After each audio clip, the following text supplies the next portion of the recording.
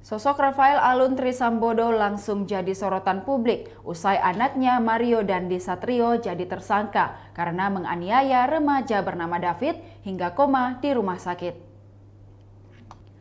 Kasus ini bahkan sampai trending di Twitter karena pelaku mengendarai Jeep Rubicon saat melakukan penganiayaan.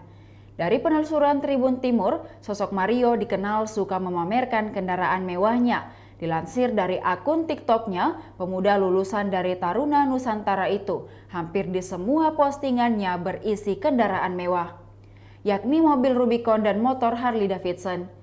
Kini publik pun dibuat penasaran dengan sosok ayah dari Mario. Rafael Alun Trisambodo merupakan pejabat eselon 2 yang menjabat sebagai Kepala Bagian Umum di Kantor Wilayah Direktorat Jenderal Pajak, Jakarta Selatan. Sebelum ini, Rafael Alun Trisambodo sempat menjadi Kepala Kantor Pelayanan Pajak Kabupaten Banyuwangi, Jawa Timur. Rafael Alun Trisambodo memiliki total kekayaan mencapai 56 miliar rupiah, di mana hampir seluruh asetnya berada di tanah dan bangunan yang jumlahnya mencapai 51 miliar rupiah.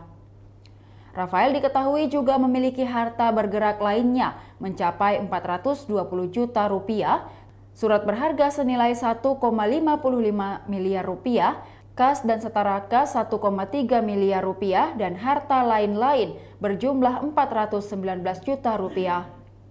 Demikian profil Rafael Alun Trisambodo selaku orang tua atau ayah dari Mario Dandi Satrio, pelaku penganiayaan pria bernama David di Pasanggerahan, Jakarta Selatan. Dari info yang beredar pula, mobil mewah tersebut tidak terdaftar dalam laporan harta kekayaan penyelenggara negara atau LHKPN.